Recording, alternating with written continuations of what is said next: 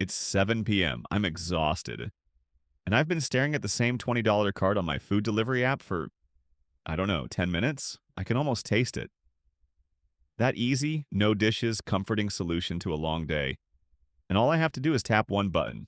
It's only $20.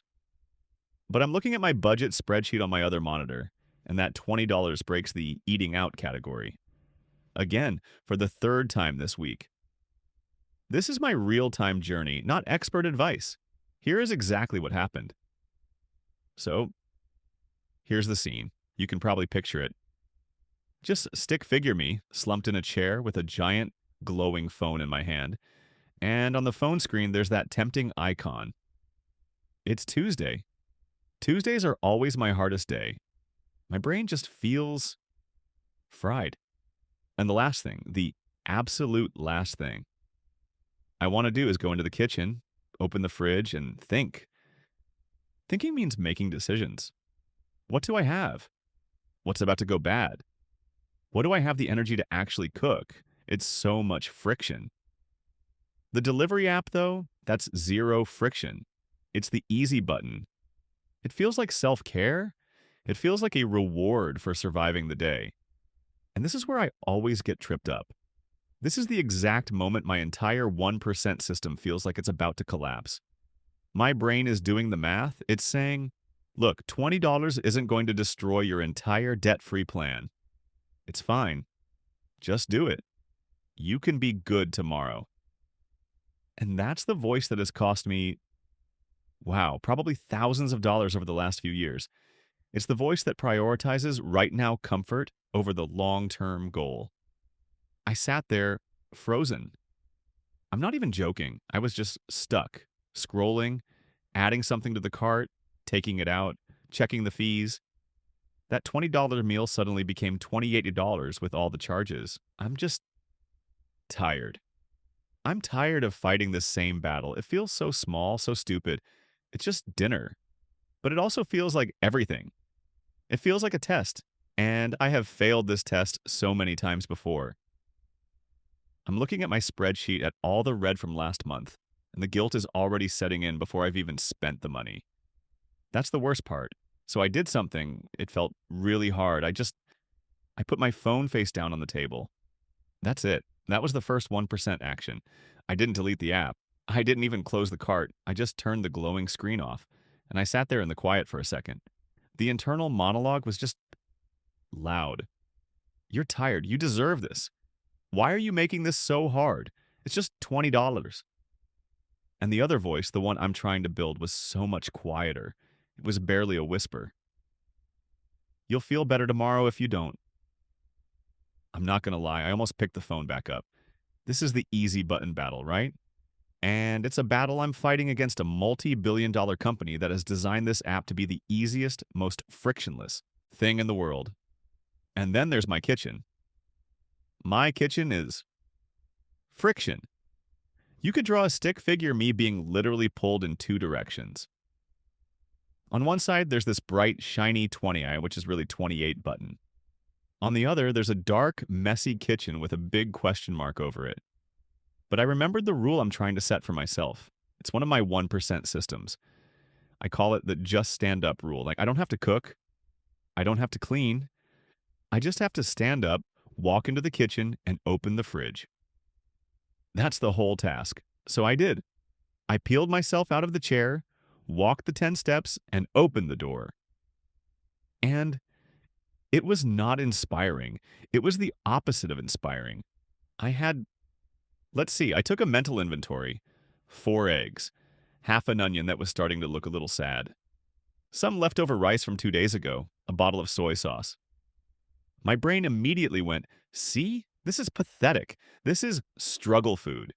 Just order the real meal. This is depressing. And this, right here, is the moment. This is the whole episode.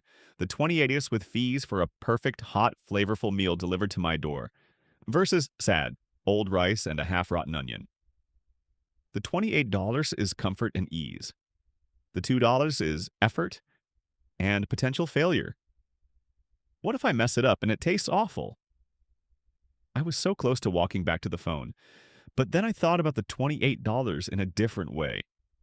That $28 it's a real number. It's not abstract. That's $28 I could put toward my smallest credit card. My debt log number for this week would actually go down by an extra $28. That's a real win. The meal from the app is a win for 30 minutes max.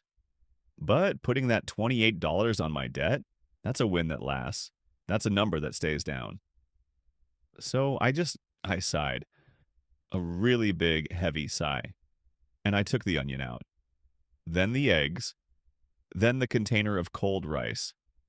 I'm drawing this out for the video. It's just stick figure me, standing in a very plain kitchen, looking at these three simple items. A red arrow of temptation is pointing to the phone on the table. A very small, shaky green arrow of discipline is pointing at the sad onion. And I just started. I grabbed a pan. I chopped the onion. It was annoying. I got oil on my fingers. The rice was all clumped together, so I had to break it up with my hands. I cracked the eggs. I splashed soy sauce everywhere. It was not pretty. It was not a fun 30-second cooking video montage. It was messy, and I was still tired, and I was still grumpy about it. This whole process took maybe 12 minutes, from opening the fridge to putting the food on a plate. The result? A very basic, very brown-looking plate of egg-fried rice. It would get exactly 0 likes on Instagram. It was food, purely as fuel. I sat down at the same table where my phone was still sitting, face down, and I ate it. And here's the thing. It was fine. It was good even. It was hot. It filled me up. And as I was eating, something shifted. The easy button craving, that desperate, urgent feeling, it was just gone. I wasn't fighting it anymore. I'd fed myself. The battle was over. And I had $28 more than I would have if I'd tapped that button. The internal friction was awful, but it was over in 12 minutes. The guilt from the app? That would have lasted all night. So the plate is in the sink. The kitchen is quiet. I just picked my phone back up, opened that delivery app, and I deleted the cart, then I closed it. The feeling that's left over is not this huge, triumphant, I'm a financial genius feeling. It's much quieter than that. It's just relief. And this is the whole 1% lesson for me. This is the atomic finance idea in action. This 28, it's not going to change my life. It's not going to pay off my debt tomorrow, but that's not the point. The point is that I just cast a vote for the person I'm trying to become. For years, I've been casting votes for the guy who orders takeout, the guy who chooses the easy button, the guy who values right now comfort over his future goals. Tonight, I cast one vote for the other guy, the guy who can pause, feel that intense friction, and just do the 1% harder thing. I'm picturing the stick figure me on the whiteboard, and he's just putting one small green check mark in a box for today. The box for last Tuesday is a big red X. And the one before that. But this one is green. This $28 win isn't really about the money. It's the proof. It's the proof that I can build a new habit. It's the proof that my just stand up rule, that little 1% system, it actually worked. It broke the circuit. I know I'm not the only one fighting this battle. We're all exhausted. We're all staring at those apps that are designed to make us spend. It's not a personal failure to feel that temptation, but it is a personal victory to beat it, even just once. This one win doesn't mean I'll be perfect tomorrow. I'm sure I'll order takeout again. But today, I proved the new identity is possible. That's the 1% step forward. My 1% mission right now, it's to finish the job. I'm going to open my banking app and move that $28 I saved right now over to my credit card. That's the 1% step. What's yours? Is there one $5 in impulse buy you can pause on tonight? Can you just stand up and open the fridge? Let's share that one small win in the comments below. I am not a financial expert or advisor. This content is for documenting my personal journey and for entertainment purposes only. Please do your own research before making any financial decisions.